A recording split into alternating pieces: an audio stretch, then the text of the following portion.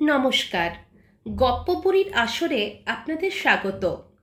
শুরু করছি রবীন্দ্রনাথ ঠাকুরের আত্মজীবনী জীবন স্মৃতির চতুর্থ পর্ব, নর্মাল স্কুল।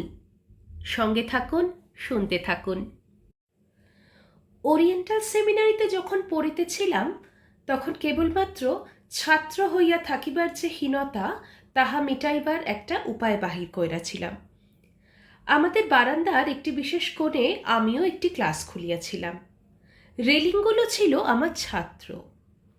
একটা কাঠি হাতে করিয়া চৌকি লইয়া তাদের সামনে বসিয়া মাস্টারি করিতাম। রেলিংগুলোর মধ্যে কে ভালো ছেলে এবং কে মন্দ ছেলে তাহা একেবারে স্থির করা ছিল। এমনকি ভালো মানুষ রেলিং ও দুষ্টু রেলিং, বুদ্ধিমান রেলিং ও বোকা রেলিংয়ের মুখশ্রীর প্রকারভেদও আমি যেন সুস্পষ্ট দেখিতে পাইতাম। দুষ্টু রেলিংগুলোর ওপর ক্রমাগত আমার লাঠি পড়িয়া পড়িয়া তাহাদের এমন দুর্দশা ঘটিয়াছিল যে প্রাণ থাকিলে তারা প্রাণ বিসর্জন করিয়াই শান্তি লাভ করিতে পারিত। আমার সেই নীরব ক্লাসটির ওপর কি ভয়ঙ্কর মাস্টারি যে করিয়াছি তাহার সাক্ষ্য দিবার জন্য আজ কেউই বর্তমান নাই। সুখের বিষয় এই যে কাঠের রেলিংয়ের মতো নিতান্ত নির্বাক ও অচল পদার্থ ছাড়া আর কিছুর ওপরই সেই সমস্ত বর্বরতা প্রয়োগ করার উপায় সেই দুর্বল বয়সে আমার হাতে ছিল না। ওরিয়েন্টাল সেমিনারিতে বোধ করি বেশি দিন ছিলাম না। তারপরে নর্মাল স্কুলে ভর্তি হইলাম। তখন বয়স অত্যন্ত অল্প।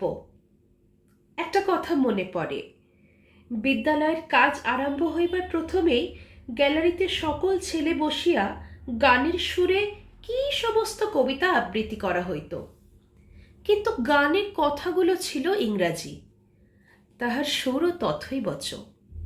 আমরা যে কি মন্ত্র আওড়াইতেছি এবং কি অনুষ্ঠান করিতেছি তাহা কিছুই বুঝিতাম না। প্রত্যহ সেই একটা অর্থহীন একঘেয়ে ব্যাপারে যোগ দেওয়া আমাদের কাছে একদম সুখকর ছিল না। অথচ স্কুলের কর্তৃপক্ষরা তখনকার কোনো একটা থিওরি অবলম্বন করিয়া বেশ নিশ্চিন্ত ছিলেন যে তাহারা ছেলেদের আনন্দ বিধান করিতেছেন, কিন্তু প্রত্যক্ষ ছেলেদের দিকে তাকাইয়া তাহার ফলাফল বিচার করার সম্পূর্ণ বাহুল্য বোধ করিতেন। আমাদের মুখে সেই ইংরেজিটা কি ভাষায় পরিণত হয়েছিল তাহার আলোচনা শব্দতত্ত্ববিদগণের পক্ষে নিঃসন্দেহে মূল্যবান।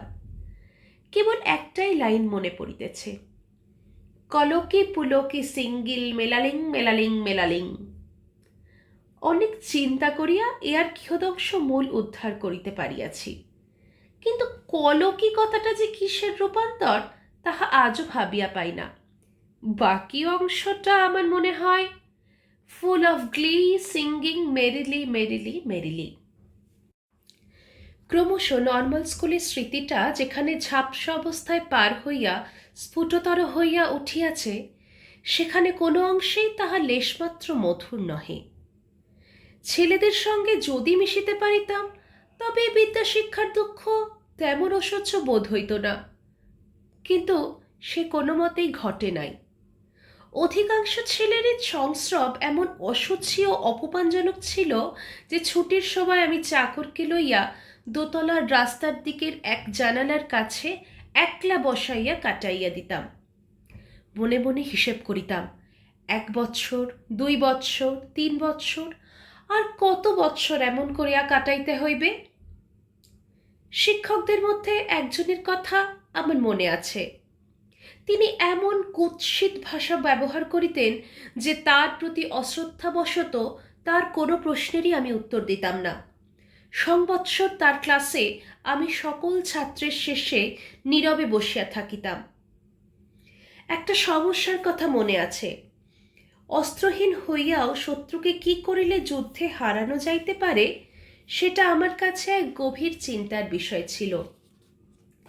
ভাবিতাম কুকুর, বাঘ প্রভৃতি হিংস্র জন্তুদের খুব ভালো করিয়া সাহেস্তা করিয়া প্রথমে তাহাদের 2-4 যুদ্ধক্ষেত্রে যদি সাজাইয়া দেওয়া যায় তবে লড়াইয়ের আসরের মুখবন্ধটা বেশ সহজেই জমিয়া ওঠে। তাহার পরে নিজেদের বাহুবল কাজে খাটাইলে জয়লাভটা নিতান্ত অসাধ্য হয় না। মনে মনে এই অত্যন্ত সহজ প্রণালীর রণসজ্জার ছবিটা যখন কল্পনা করিতাম, তখন যুদ্ধক্ষেত্রের সপক্ষের জয় একেবারে সুনিশ্চিত দেখিতে পাইতাম। এমনই করিয়া সেই ক্লাসে 1 বছর যখন কাটিয়া গেল, তখন মধুসূদন বাচস্পতির নিকট আমাদের বাংলার বাৎসরিক পরীক্ষা হইল। সকল ছেলের চেয়ে আমি বেশি নম্বর পাইলাম। আমাদের ক্লাসের শিক্ষক কর্তৃপুরুষদের কাছে জানাইলেন যে পরীক্ষক আবার প্রতি পক্ষপাত প্রকাশ করিয়াছেন। দ্বিতীয়বার আবার পরীক্ষা হইল। এবার স্বয়ং সুপারিনটেন্ডেন্ট পরীক্ষকের পাশে চৌকি লইয়া বসিলেন। এবারেও ভাগ্যক্রমে আমি উচ্চস্থান পাইলাম। শুনছিলেন রবীন্দ্রনাথ ঠাকুরের জীবন স্মৃতি। আমার এই পাঠ যদি আপনাদের ভালো লেগে থাকে, তাহলে প্লিজ আমার চ্যানেলটি লাইক, শেয়ার ও সাবস্ক্রাইব করে দেবেন। আজ আসি, দেখা হচ্ছে আগামী পর্বে। নমস্কার।